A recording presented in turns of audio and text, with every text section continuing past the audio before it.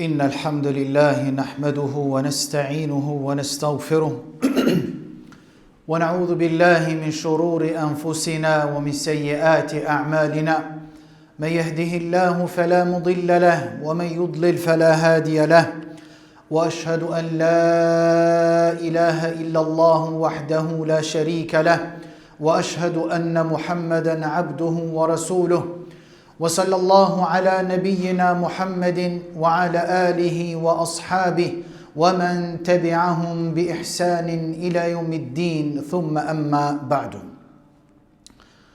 Falemderojmë Allahun, krijuesin e gjithësisë, vetëm atë e falemderojmë dhe vetëm prej tij falje dhe ndihmë kërkojmë. Selamet, përshëndetjet më të ngrohta ja dërgojmë Muhammedit sallallahu alaihi wasallam, mbi familjen e tij të pastër, mbi shokët e tij dhe mbi ata të cilët e pasuan, e pasojnë dhe do ta pasojnë rrugën e Resulullahut deri në ditën e Kiametit. Të nderuar vëllezër, xhamatllin, të nderuar besimtar. Sot në shumë shtëpi të muslimanëve ka probleme të ndryshme. Ka zënka, përçarje midis familjarëve, mos respektim ndaj njëri tjetrit, ka ngritje zërash, nuk ka stabilitet, nuk ka qetësi në ato shtëpia të muslimanëve. Ka probleme, sa që vjen puna deri tek shkururizimet. Prishet buri me gruan dhe lën fëmijë, apo prishet djali me nusën, pastaj lëjnë fëmijë dhe kështu të me radhë. Siç jeni dhe vetë dëshmitar, e dyta apo e treta shtëpi ankohen, jo bereqet, jo hajr, nuk shkojnë punët mirë dhe kështu të me radhë. Të nderuar vëllezër xhamatllin, të nderuar besimtar. Allahu subhanahu wa ta'ala thot në Kur'anin famlart: Wallahu ja'ala lakum min buyutikum sakana. Allahu shtëpit e juaja i ka bo vend qetësimi, vend stabiliteti. Po ka shtëpia të muslimanëve që ka qetësi, ka stabilitet, ka hajr, ka bereqet, ka mirë kuptim midis familjarëve, sepse ajo familje i kuptojnë sprovat. Ajo familje muslimane e kuptojnë halalin dhe i afrohen asaj, e kuptojnë haramin dhe largohen prej saj. Ajo familje ka kuptue se kush është krijuesi dhe kështu të me radhë. Të nderuar vëllezër xhamatllin, të nderuar besimtar. Lejoni inshallah taala në këtë hutbe ti përmendi një 4-5 shkaqe apo 4-5 sebepe qysh me arrit shtëpit tona deri tek hajri, apo si mu fut hajri në shtëpit tona dhe mu largu sherri. Kjo është tema jonë, të nderuar vëllezër, për sot. Shkaqet, sebepet e futjes hajrit apo shtimit hajrit dhe bereqetit dhe stabilitetit në për shtëpia tona, që është shumë me rëndësi. Sepse Allahu tha, ju kemi bërë shtëpijat që qetësonin to, stabilizonin to. Një pjesë të madhe jetës tonë na e kalojmë në shtëpi. Gjumin e bëjmë në shtëpi, pastrimin e bëjmë në shtëpi, hajën pijen e bëjmë në shtëpi, dhe kështu të me radhë. E lusim Allahun subhanahu wa taala që shtëpit tona Allahu t'i bëjë të lumtura. Dhe lusë Allahun xhelel xhelalun nga shtëpit tona dhe shtëpit e muslimanëve, Allahu ta largoj përçarjen. Kjo është tema jonë, të nderuar vëllezër, sot, që do të mundohemi për çdo pikë me sjell nga një argument, qoftë nga Kurani apo nga suneti i pejgamberit sallallahu alaihi wasallam. E para, të nderuar vëllezër xhamatin, shkaku i parë prej shkaqeve shtimit së hajrit dhe qetësisë apo stabilitetit dhe bereqetit në shtëpia tona, e para është iqametus sala, falja e namazit. Kjo është bazë. Namazi. Kemi për qëllim këtu falja e namazit të nafileve, sepse falja e namazit farz duhet bëhet në xhami ose në vendin e punës ku je, ndërsa mundoj që sunetet apo nafilet ti bën në shtëpinë tënde. Kjo është shkaku i parë.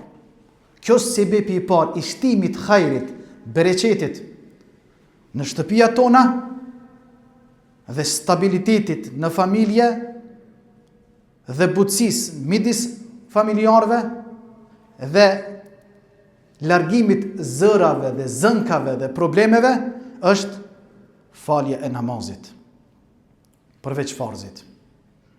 Po dhe nëse nuk mundesh me dalë në xhami për shkak klasës pune, fale namazin në shtëpi, por mos shkon java pa dalë në xhami.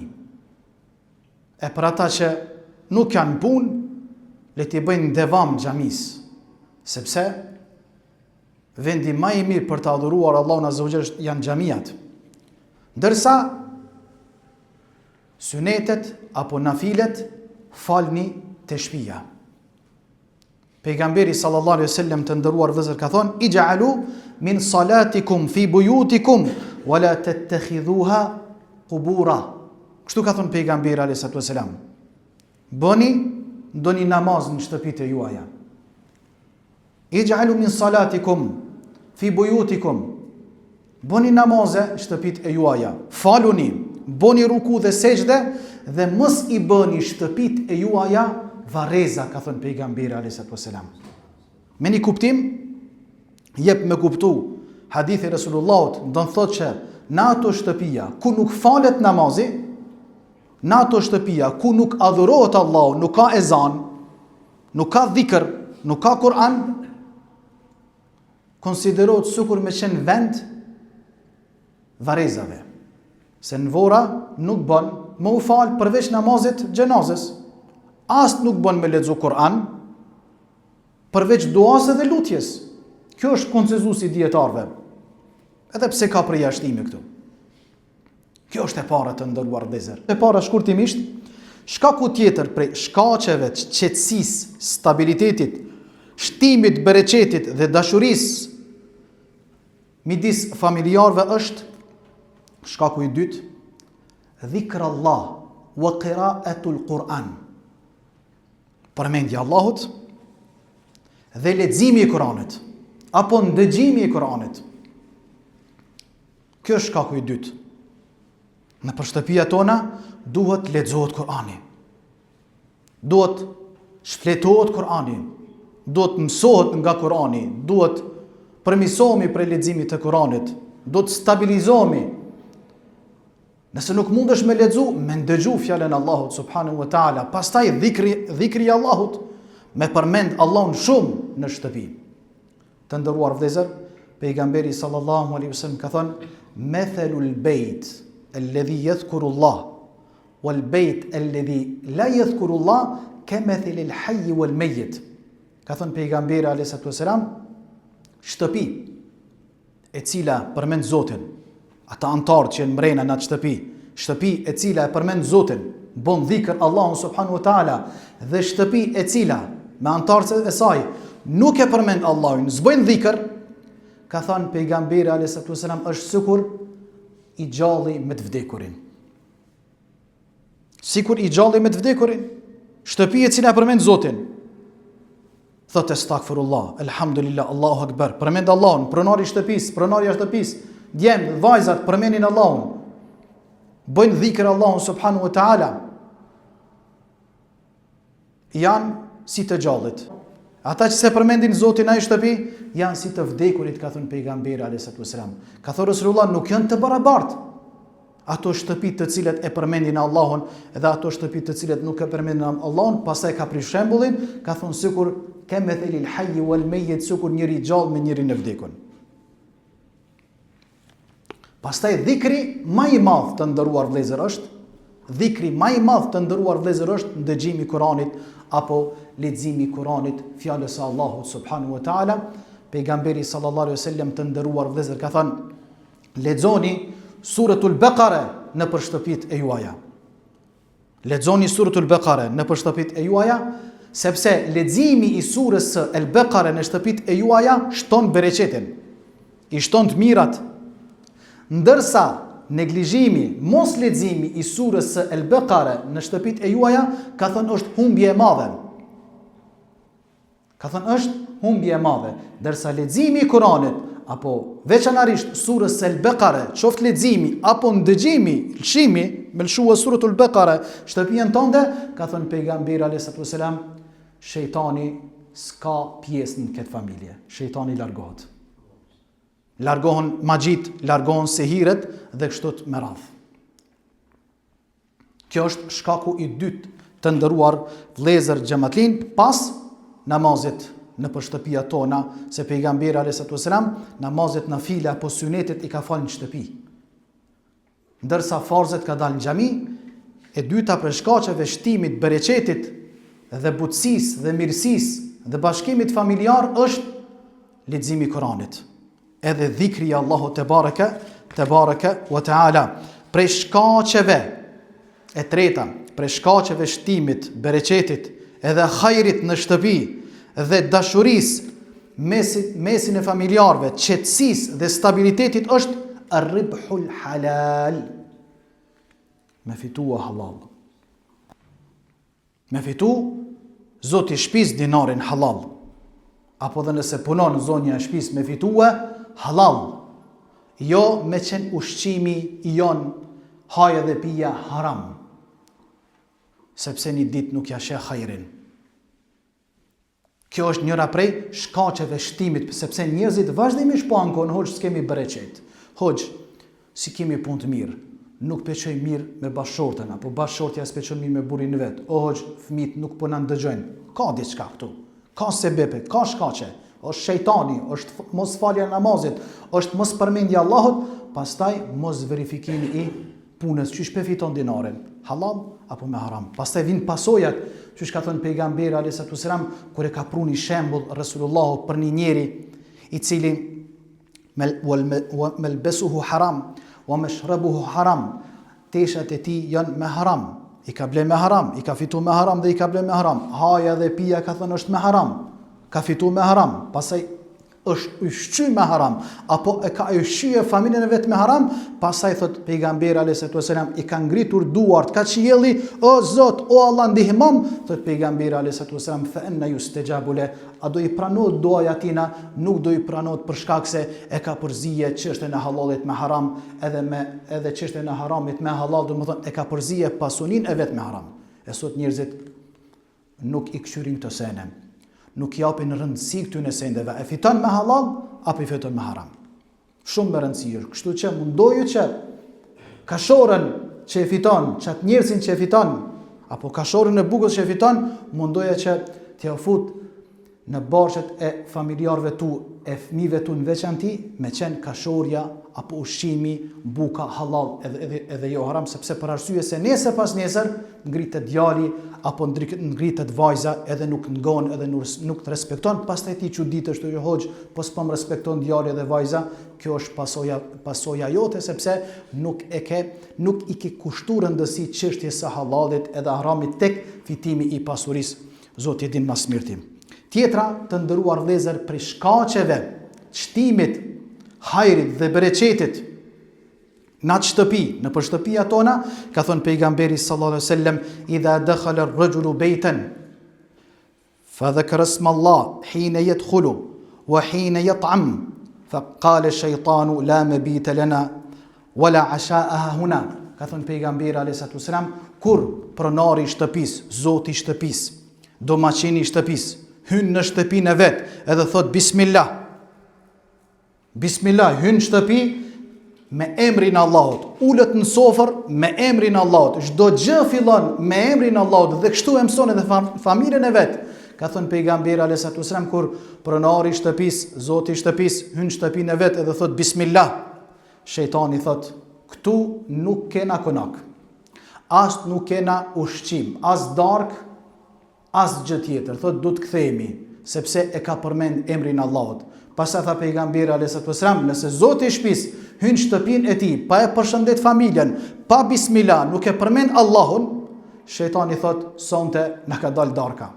Edhe na ka dal nata për me kalua. Ky hadith është sahih, do të thonë transmetohet në për hadithet e pejgamberit sallallahu alaihi wasallam. Gjithashtu të nderuar vëllezër, për shkaqeve shtimit, hajrit dhe bereqetit në shtëpia tona është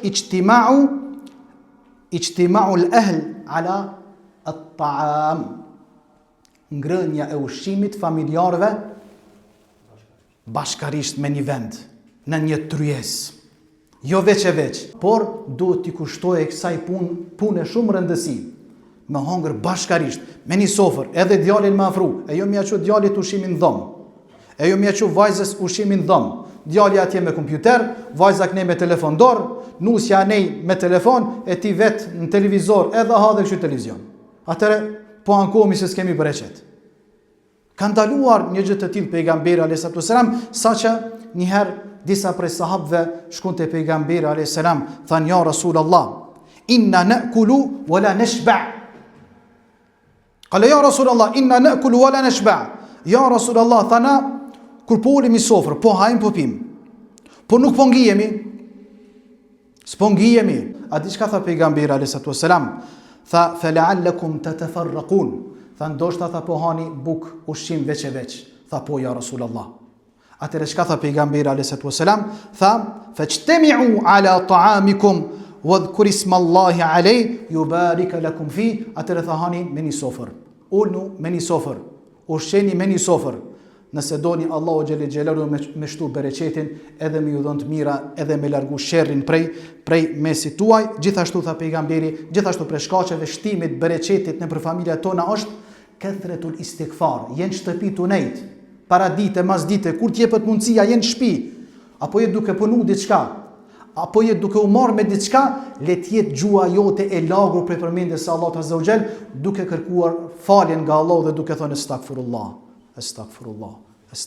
Dhe kjo është njëra për shkaqeve shtimit bereqetit dhe qetësisë dhe butësisë nëse don mu fut në ajetin kuranor, ku tha Allahu subhanahu wa taala, ku e përmendëm në fillim të hutbës, wallahu ja'ala lakum min buyutikum sakana. Allahu i ka bërë shtëpiat e juaja që ju të jetonin to dhe qetësoni. Nuk ka ndonjë shtëpi që mundet njeriu mu të qetësu këto vetëm nëse përmendet Allahu, lexohet Kurani, thirret ezani dhe bëhet ibadet në ato shtëpia, kurse të kundratat të ndëruar vëllezër janë nëse bëhet mëkat Allahu, bëhet gjuna Allahu subhanahu wa taala, atëherë do të thonë hyn sherri në atë shtëpi. Kështu na ka mësuar pejgamberi sallallahu alaihi wasallam, edhe fundit prej shkaqeve të ndëruar vëllezër, edhe fundit, kjo është njëra prej, do të thonë prej shkaqeve të shtimit, nuk mundet me qenë edhe fundit, po ka shumë shkaqe dhe sebepe që shtohet bereqeti dhe të mirat dhe butësia dhe stabiliteti në mesin apo midis familjarëve, e kjo njëra prej atyre është të nderuar vëllezër, pronari i shtëpisë, zoti i shtëpisë, domaçeni i shtëpisë duhet mu sjell mirë me familje. Mu sjell mirë me gruan e vet, mu sjell mirë me djalin, me vajzën, me pas një butësi. Jo me egërsir, jo me ngrit zonin, jo me çu dorën e me çu komën, e me tut bashortën, e me tut djalin dhe vajzën. Një gjë të tillë na ka ndaluar pejgamberi alayhis salam, i tillë ka qenë pejgamberi alayhis salam ku ka thënë khairukum li ahli, ka thënë më i miri për ju është ai i cili është më i miri për familjen e vet.